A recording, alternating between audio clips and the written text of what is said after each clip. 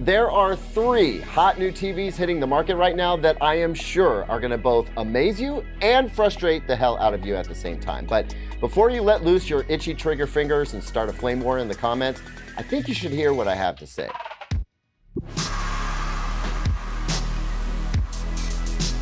Welcome back, everyone. I'm Caleb Dennison, and actually, welcome me back. I mean, you don't have to, I'm just welcoming myself back here. Hey, it's good to be home. Not that I was gone that long. I think I was in Dallas for like 50 hours total, but it was a fun 50 hours, let me tell you. I finally got to check out LG's OLED Flex TV, and I spent a lot of time with the LG 97-inch G2 OLED, and because, I don't know, maybe Samsung was feeling jealous, I also spent no small amount of time gawking, mouth agape, at the Samsung 98-inch Neo QLED. And I've got thoughts.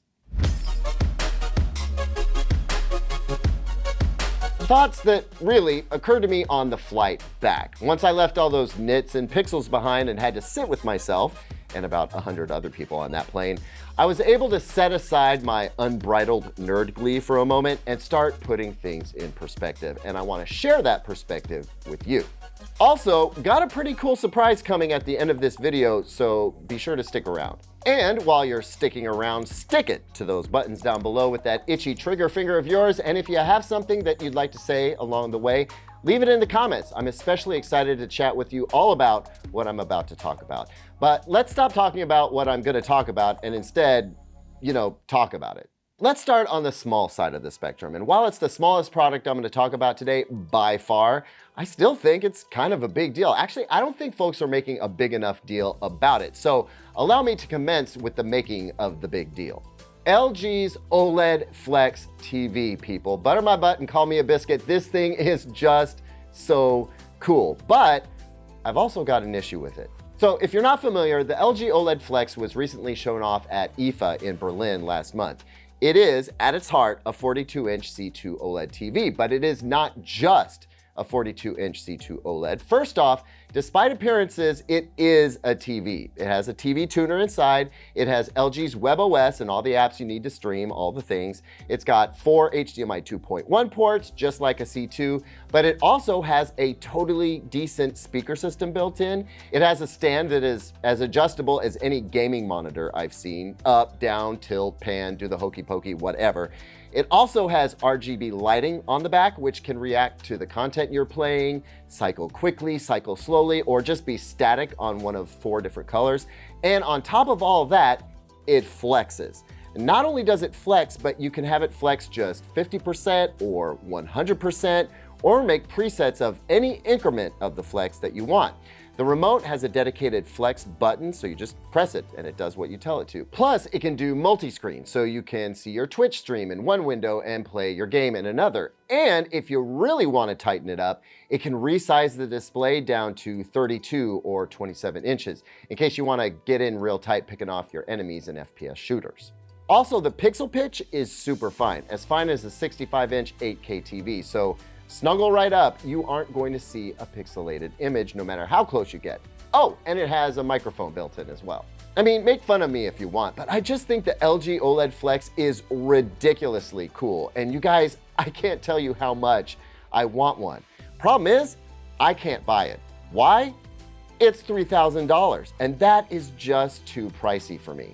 I mean, I don't begrudge LG charging a premium, but look, a 42-inch C2 OLED TV is under $1,200 right now. An Alienware QD OLED monitor, which granted isn't a TV and it's ultra-wide, but it's still an awesome display, that's only $1,500. Maybe if the OLED Flex was $2,000, I could whip out the credit card and just call it a birthday present to myself. But I guess I'll just have to enjoy the time I get with it when LG sends one to me. Speaking of, let me know in the comments right now. I'm depending on you here, okay? Should I do a full review of the OLED Flex, or should I just put it up against the Alienware QD OLED? Or should I do both? Drop that comment now and I will do as you say. Next up, let's go big and seriously bright. I'm talking about the Samsung 98-inch Neo QLED.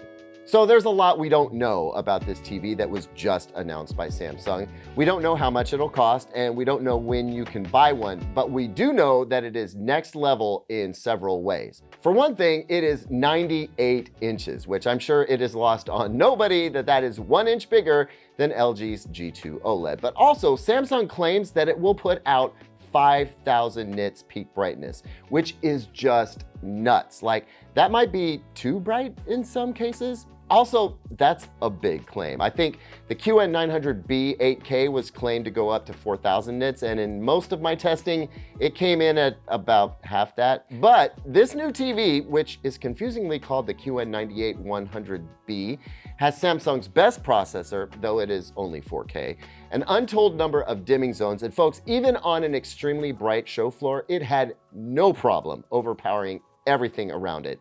Between the brightness and the anti-glare, it was a sight to behold. The black levels looked amazing, albeit again in a very bright space. Now, I don't know if I'll ever get this TV in here to review or if I'll have to travel to Samsung to review it, but I will be getting a crack at measuring and reviewing this TV, so look forward to that. You know what I will be getting in for review though? This is super exciting news. It's the next biggest TV I saw at the event, and one that has lots of people talking already. I'm talking about the LG 97-inch G2 OLED. That's right, I will be one of the only people getting this TV in for review, and I could not be more excited. Now, as for my first impressions, well, you can probably guess, right? It's an LG G2 OLED, but sized up to 97 inches. And while it was in a super bright area, with Samsung's booth glaring right at it from across the way, it still looked super brilliant. Now, with the 97-inch G2 OLED, we do know when you can buy it, and we do know how much it will cost. You can buy it right now if you have $25,000 to spend. Now, let's not kid ourselves. That is a lot of money, but, and hear me out, I think that's actually a bargain considering what it does. I think of it this way. What other way is there to get a screen this big with performance this high? I mean, TCL offers a 95-inch TV, and it's pretty awesome, but it is not on the same level as a G2 OLED. In order to get HDR brightness like this in the 100-inch or larger arena, you've got to go with a super high-performance projector like Sony's GTZ380, which costs $90,000 before screen and installation. Even Sony's XW7000ES, which isn't nearly as bright, goes for $27,000 before screen and install, and those are projectors, not TVs. I suppose you could also consider some version of Samsung's The Wall, but again, way more than $25,000. So for super big screen, super high performance, that $25,000 number isn't looking so ridiculous. Also consider this, the very first consumer 4K TV, that would be Sony's 84-inch X900 LED TV, introduced this time 10 years ago, that TV went for $25,000 at the time, which is like $32,000 today if you adjust for inflation. So expensive? Yeah, absolutely. But relatively speaking, it's less expensive today than a much smaller TV with a fraction of the performance from 10 years ago.